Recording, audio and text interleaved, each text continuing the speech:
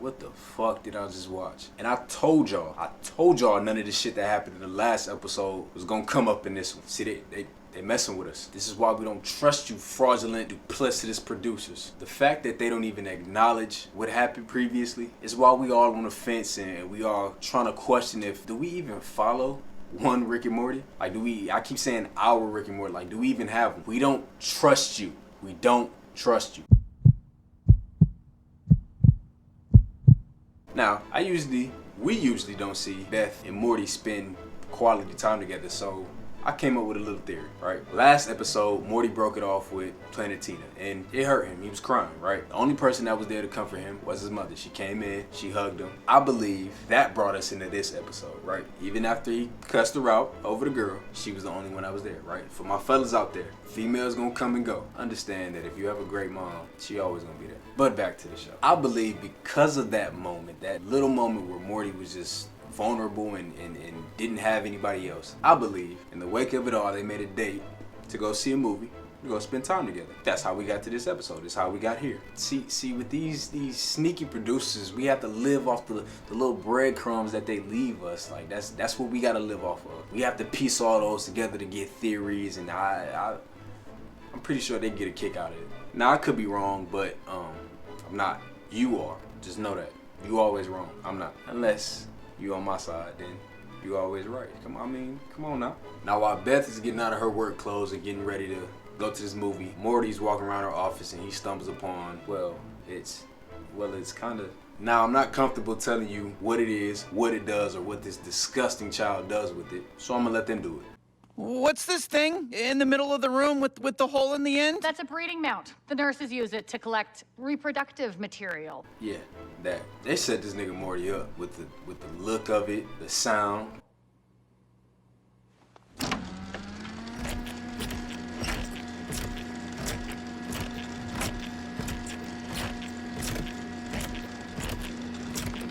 As soon as he turned it on, I couldn't help but laugh. Like, who wouldn't? I know y'all would. Like, don't even play like that. Morty said it best. Morty, you dirty little doggy. Nah, such a cool winky dink. I don't know. Maybe it's not, but Rick uses it for a certain kind of weapon. In that canister, it's supposed to be horse DNA, but Morty's been using it. I don't know for how long or how many times, but I guess it's full of his DNA. Come on.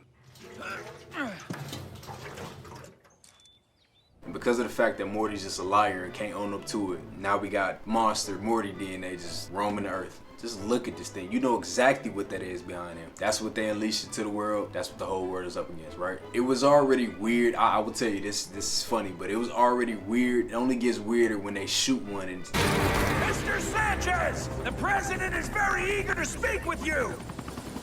All this because Morty just don't want to tell you the truth. Alright, so I'm a little ashamed to admit to be acting this way about a certain cartoon character, but I was a bit exuberant when I found out the president was going to be in the show. Keith David, perfect in this show. Like, I thought he was perfect when he played Spawn in the TV show and in MK11, but this is also one of the things that he made his own. Every time he shows up, it's like the quality of the episode is just elevated to a certain level that only he can bring it to.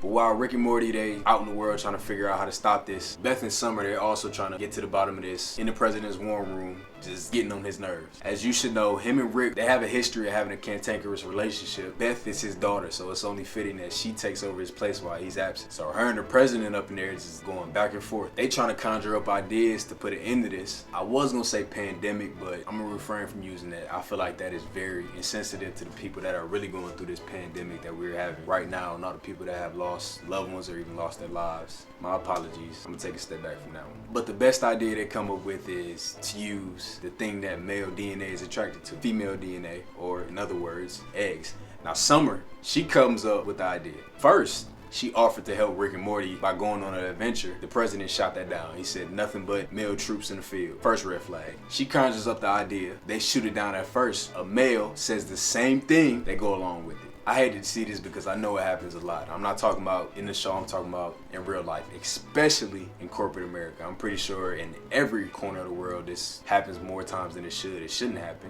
I didn't laugh, but I kind of questioned. and this is what I came up with. This is very notorious, and I think they were doing this to shed a light on it. I don't believe they joked about it in agreement or out of ignorance. I won't judge or insult those people like that, especially because I do not know them. I can only go off of what I believe. I believe they illuminate most of their messages and most of these issues through the medium of comedy, right? All right, so stick with me. I can send you a beat up, wet cardboard box with $1 million in it, or I can send you a box that's perfectly gift wrapped, it was taken care of. You only get to pick one. You don't know what's in either one of those boxes. One has $1 million, one has $10. You can't touch it, can't sniff it, you can't do any of that. You look at the boxes and you have one choice to make. 8 out of 10 people are gonna walk away $10 richer and never look back. I hope you get my point. More times than not, if you try to inculcate something in somebody's head or just try to beat it on them, they don't want to listen to you, you know what I mean? But if you make them feel comfortable, if you open them up and then you just feed it through to them, most likely they'll ingest it. I think that's their point. I think that's what they're trying to do, because it did raise the question, like, why are you joking about this? And for me, I question everything though, but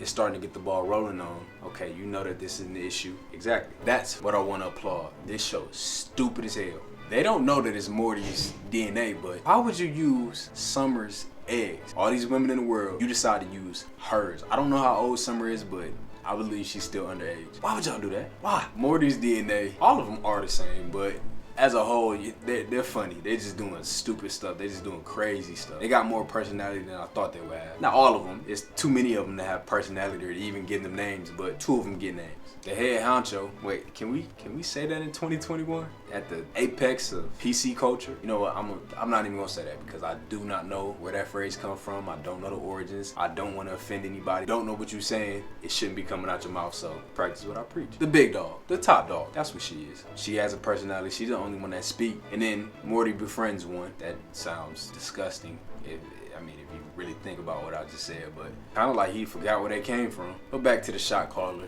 She, can we call it a she? I mean, it looked like a she, it talked like a she, it walked like a she. We're gonna be safe, we're just gonna call it it. Like all villains, she get her time to monologue, right? She explains why she's evil. Now, I'm gonna tell you, it is a stupid explanation, and her evil plan is even stupider. I keep saying that, but it's it's very hard to watch. But I really don't understand why I was smiling the whole time through this episode, like from beginning to end. I was really entertained.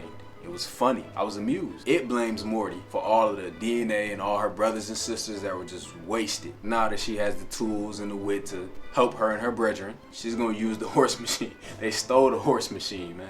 She's gonna use the horse machine to make her army even bigger. She's gonna use it on Morty to make her army bigger. Why? I don't know. Who really cares? It's a stupid story, a stupid premise. We just here to be entertained. This shit is funny, but it's stupid.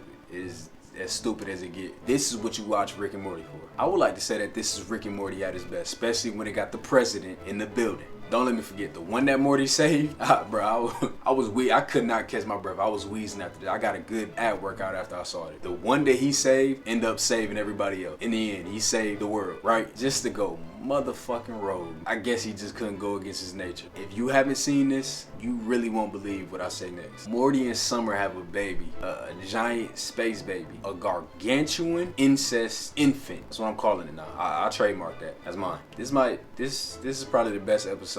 It's between this and